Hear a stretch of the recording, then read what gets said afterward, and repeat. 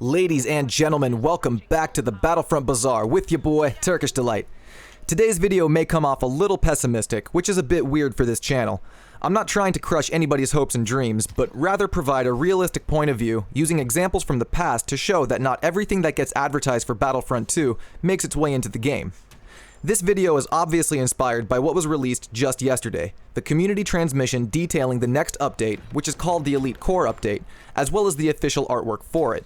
I put out a video detailing everything we've learned about this update, which you can get to by clicking the card popping up now, as well as clicking on the link in the description. But the point of interest today is what almost everyone should be aware of by now.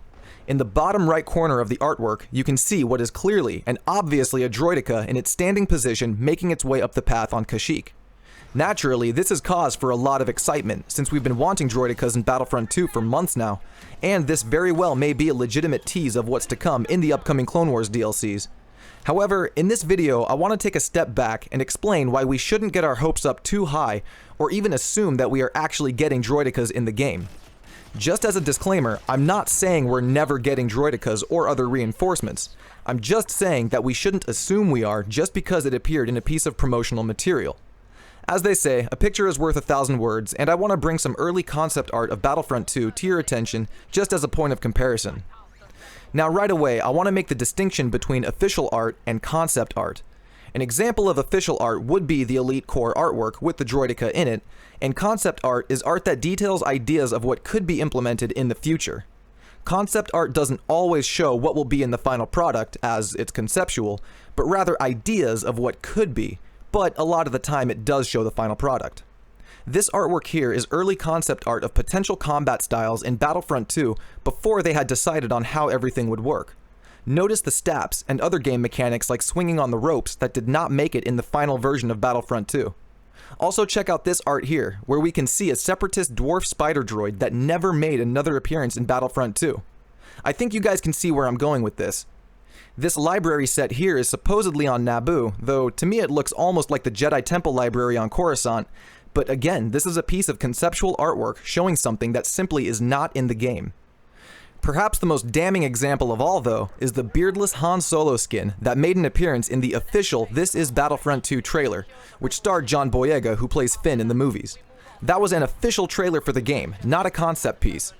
There is always a disclaimer in those types of trailers that can say in-game footage not final or something along those lines, and that's fine. But the fact this skin was in this trailer means that it was modeled and completed at some point and could have been released as a customization option. We only have the bearded look, however, so this is one prime example of something that appeared in an official promotional piece but never made it into Battlefront 2 and currently has no plans to ever be introduced as of yet. Again, I want to be clear that I'm not saying we're never getting Droidekas. In fact, I think the chance of getting Droidekas is higher than most other potential reinforcements. All I'm saying is that just because something was leaked or teased on an official piece of promotional material does not in any way indicate it will be in the game as a playable option. Going back to the concept art on Kashyyyk real quick, we can even see the Wookiee fluttercraft being piloted by a Wookiee warrior, and these do appear in the game, though these vehicles are only ever seen in the background during matches and are not a playable option. I'm really hoping that we don't get ripped off with Droidekas, having them teased as an upcoming feature only to find out they will be background set pieces like the fluttercraft. I highly doubt EA and DICE are that dense, but EA specifically has surprised me in recent times, so we'll have to see on that one. The community has been loud and proud though when it comes to voicing how they feel about Droidekas and other reinforcements. Ben Walk has also been a little vocal himself. Out on Reddit, Ben made a comment on the new lowered battle point costs coming with the Elite Core update, specifically on the 4,000 battle point number, which, fun fact, actually does not appear in Battlefront 2 yet.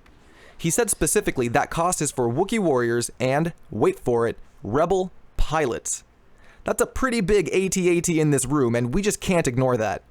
Ben later edited this comment so it just says Wookiee warriors, but the damage had been done and screenshots had been taken.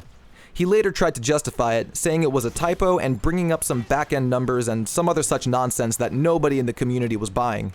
In my opinion, this is the same kind of typo as the Geonosis typo a few months ago, but that's just me. So if there is any shot of holding on to hope for future reinforcements and classes, I would bet on this typo being little more than a tease of what is to come in the future. Many months ago, the files for a new class called the Sentinel class was data mined, and it is believed the Rebel pilot is the Sentinel for the Rebel faction. This begs the question of what the Sentinel for the other factions would be, and if Droidekas are indeed on the horizon, I would bet against the house that they will be the Separatist Sentinel class.